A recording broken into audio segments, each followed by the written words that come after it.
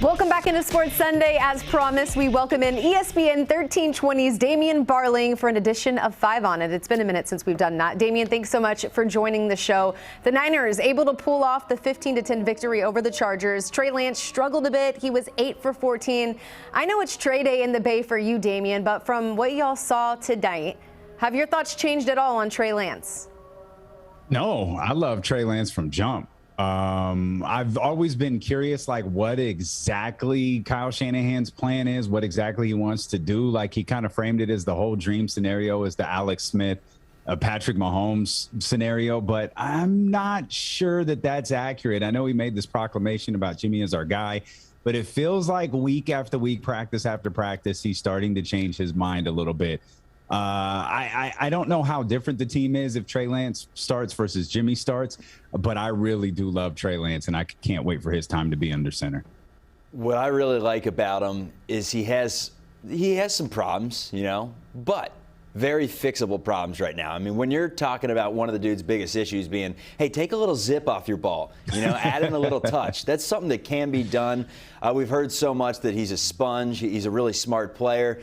Looked like he got a lot better in that second and third quarter today. So all things that you like to see from a guy that clearly has the talent. So, yeah, you like what you see. Yep. All right, and on Tuesday, we watched the Kings win the Summer League Championship. Louis King, he had a big part of their success. Guys, what are the chances that he finds a spot on this Kings roster this coming season? Man, I love Louis the King, and we know that he's going to get some run there for sure, but the problem is where. Like, he'll I think he's got a two-way. He's going to spend some time on the main roster. It's just a question of how much time is he going to spend. Now, we know how an 82-game season goes. There are going to be injuries involved, hopefully nothing serious, but I think Louis the King has absolutely earned a roster spot. Like, he's a player. He's the guy. I know Davion Mitchell is the guy. We're excited about him. There was a lot to take away from his summer league, but I really like Louis King. He's got talents that you can't teach. 6'7" with the long arms. If he's going to hit 40% from deep, he's going to find his way on an NBA roster. Hopefully it is in Sacramento because I think he's earned it. I really liked him from the first day that I saw him last year when he scored, 32 points against Memphis or whichever game that was to end the season. And I remember Luke Walton after the game saying, this is a guy that's been on our radar for a long time. Scouts have been drooling over him. He's a guy that possesses a lot of potential, still young. So it'll be interesting to see what they do with him moving forward. He certainly had his way during the summer league. Oh, yeah. Changing to the Diamond now, Miguel Cabrera. Yeah, I know, that was awesome. Miguel Cabrera, 28th player to hit 500 career home runs, the first since David Ortiz back in 2015. Guys, do you think that Miguel has been solely playing these last few years just to reach that mark?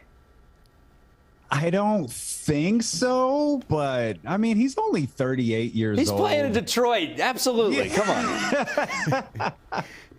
Yeah, I mean, you could convince me otherwise. Like, I feel like numbers are such a big deal in baseball that, a guy might stick around for something like this. But at the same time, like, it's baseball. How much work does Cabrera really have to do? You know what I mean? Like, he's 38. He can hang around. Charlie said it's Detroit. I could go either way, but I'm going to assume that he just likes being around the guys, and that's why he's still around.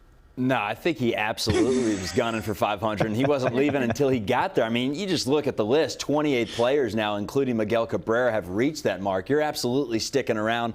I never understood a guy like Alex Rodriguez, who's sitting at 696 right now. Why would you not come back for one extra season, hit your 4 home runs, ride on your horse, and hop away? And I wouldn't be shocked if Cabrera's done tomorrow. If he's just like, you know what, I'm in Detroit, we're terrible, Central's locked up with the White Sox, I'm done. So he's in great shape there. All right, well, even though it looks like nobody can slow them down, winning the West is no guarantee for the Giants, as the Dodgers will do. They just keep on winning. Hypothetically, let's just say that they get the final wild card. Who would you not want to play in that one-game series? I don't want to play anybody. I mean, to play along, the answer, I don't want to play the Padres. Like, I'd rather play Cincinnati. Like, I do not want to play the San Diego Padres in a one-game scenario. And that's not a knock on Cincinnati. Cincinnati's, they've got about the same record. I just don't want to deal with that group in San Diego for one game. But the bigger problem is if there's a wild card game, That's the actual problem. That's the actual nightmare, because psychologically that has to be so damaging, given how well that they've played this entire season. For the Dodgers to come on like they are right now, ooh, there's no room for error for this crew in San Francisco at all. You said about the same record. The Reds are actually a game up. So the Padres, if the playoffs were to end today, the Daddies would be out of the playoffs right now. Yeah. So with all the talent that they have and everything, it's stunning to me that they're not in there right now and that Cincinnati is. But I think the team you got to watch out for would be like the Atlanta Braves. Somehow if Philly wins that division and Atlanta's in there as the wild card team, I mean, that is a dangerous team right now. But, yeah, any of them, you don't want to face them. You want to win the division. You got the lead on the Dodgers, so take care of business.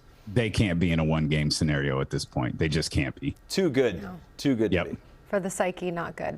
All right, well, there's a new kid on the block. His name is Gavin Weir. He's just 12 years old. He's a lefty for a South Dakota Little League team. In 37 innings pitched, he allowed 1 hit and threw 100 Ks. He's a future MLB star. Are you buying or selling that take? What are we doing? Sarah, he's 12. What are you doing? Look at the this. expectations on him. Come on, 100 strikeouts. He's striking out the side every inning. They're just trying to put the ball in play against the guy. Oh, this kid. Oh, look at the video. Look at the intangibles. I mean, he's got it. He's like 6'8". He's got some heat, though. I mean, yeah, I mean, the way baseball is, sure, I can absolutely see this young man being an all-star. He'll have to spend, baseball's one draft I don't understand. He'll have to spend like 10 years in the minors or whatever, however they do it. But yeah, if y'all are going to do this to this young kid, I'll play along. He's obviously got some heat there. I've just been wondering statistically how many of these guys end up playing in the majors. I know Todd Frazier did, a couple other guys, but it's not that many. It's not like a lot of these stars end up being stars in the big league. So it'd be a fun one to keep your eyes on. All we can do is be just ashamed of yourself. Stop it. We got to show him love. Look at what he's doing. He deserves it too. And we appreciate you, Damien, for coming on the show. We're running out of time, but a reminder, you can catch Damien Monday through Friday from noon to 4 on ESPN 1320 for the D-Lo and Casey show. Take care, my friend. Love you guys. Thank you.